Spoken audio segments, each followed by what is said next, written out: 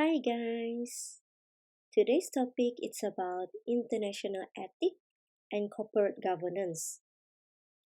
There are three learning objectives in this topic, and I hope that by the end of this topic you should be able to first identify the causes of unethical behavior by managers as they relate to international business. Second, describe the different philosophical approaches to business ethics that apply globally. Third, understand the ethical and corporate governance issues and challenges faced by international businesses.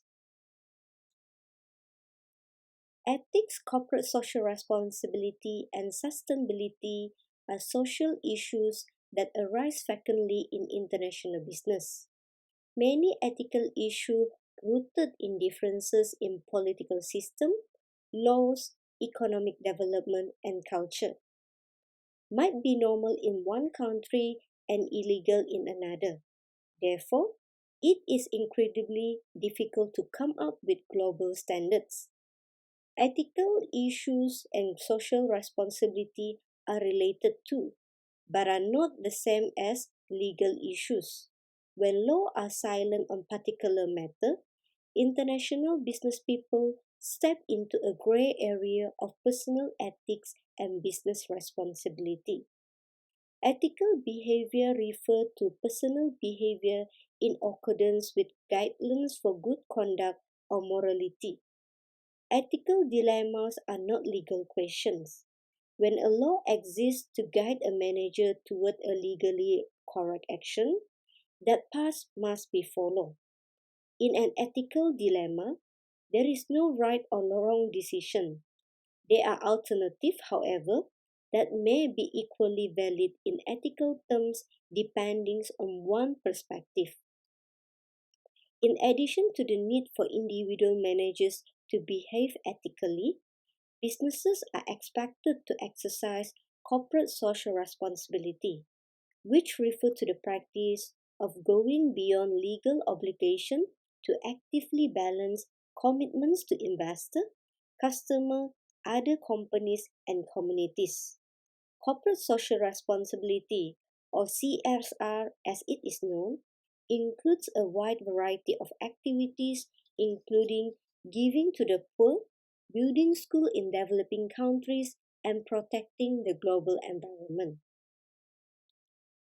So, we know that ethical behavior is doing right thing, but why do managers behave unethically? There are six determinants of unethical behavior as shown in this diagram. First, personal ethics, which refer to the generally accepted principle of right and wrong governing the conduct of individuals. Formation of ethic is guided by our parents, our school, our religion, and the media. In some cases, expatriate managers may face pressure to violate their personal ethics because they are away from their ordinary social context and culture when they are being sent to a foreign country. Additionally, parent company may pressure managers to meet unrealistic goals that can only be fulfilled by acting unethically. Second, societal culture. Some cultures, such as those that emphasize individualism and uncertainty avoidance, are more likely to stress ethical behavior. This is because individualism emphasizes on individuality, whereas uncertainty avoidance tend to avoid being involved with anything that is wrong or negative. Third, decision-making process, which happen when business people may act unethically when they fail to ask, is this decision or action ethical? Problems arise in processes that do not incorporate ethical consideration into business decision making. Therefore, it is important to better understand how individuals make decisions that are unethical or ethical in an organizational environment. Fourth, leadership. A good leader will help to establish the culture of an organization and set the examples that others follow. This is because employees often take their cue from business leader and act accordingly what should and should not be done. Fifth, unrealistic performance goal.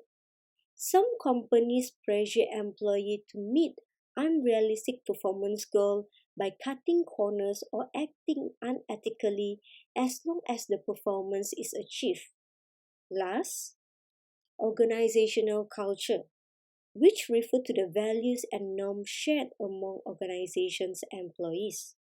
Culture in some organizations does not encourage people to think through ethical consequences of decision, and they only emphasize on achieving company goals and performance. Thus far, we have discussed the causes of unethical behavior. Yet, ethical standards vary from one country to another country. People in this world perceive ethical standards differently. However, there are three commonly cited philosophies approaches to ethics.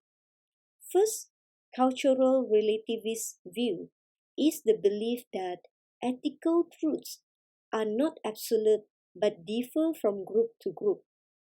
Cultural relativism sees truth itself as relative and argues that right and wrong are determined within a specific situation.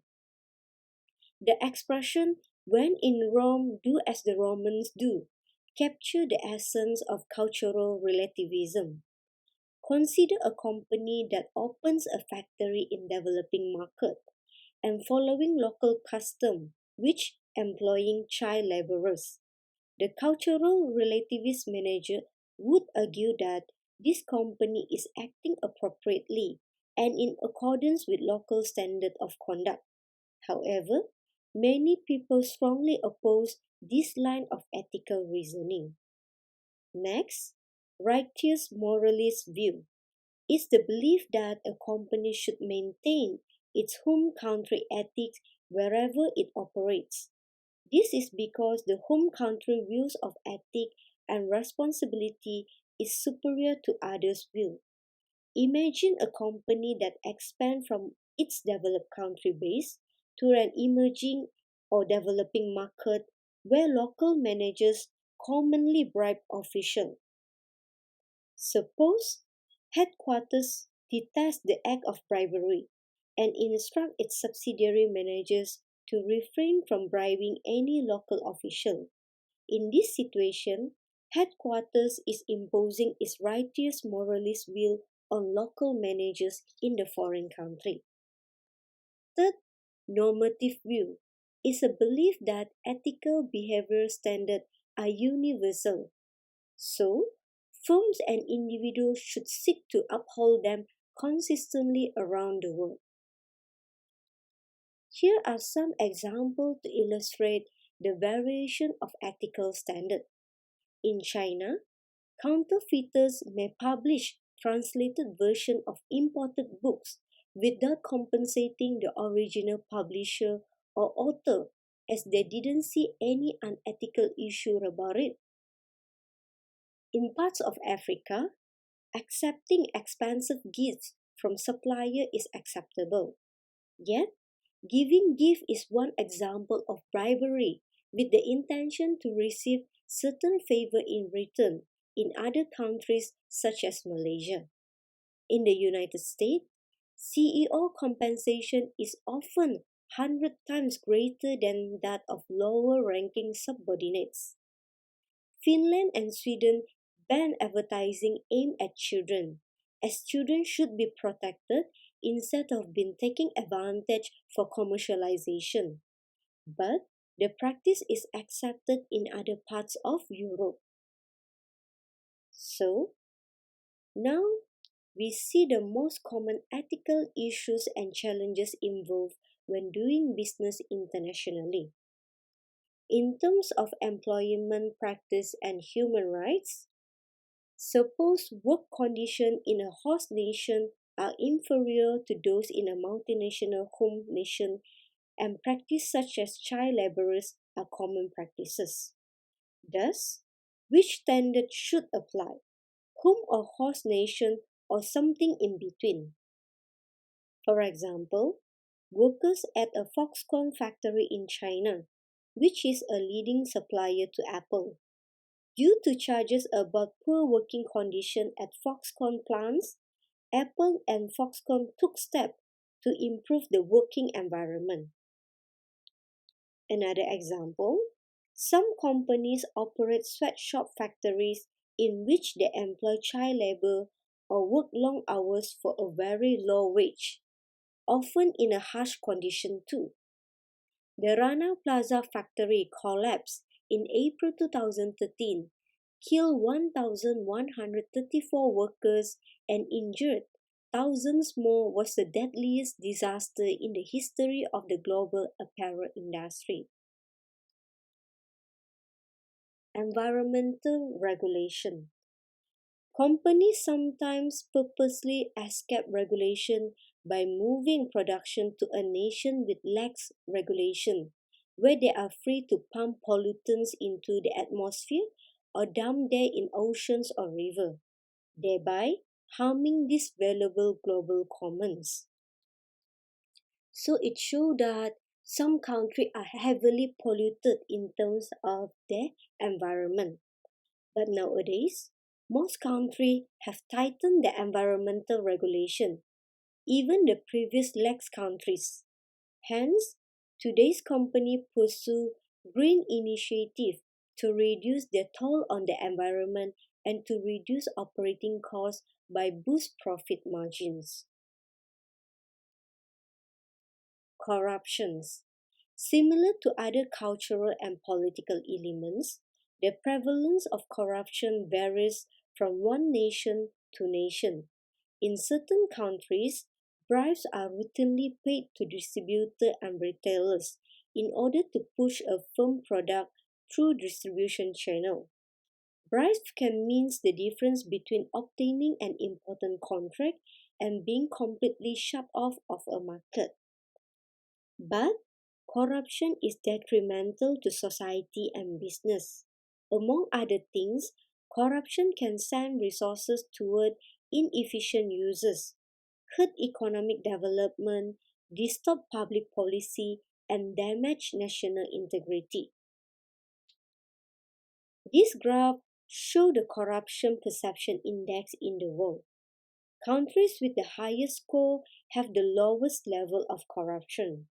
So, we can see that the top three most free corruption countries are Denmark, Singapore, and Netherlands.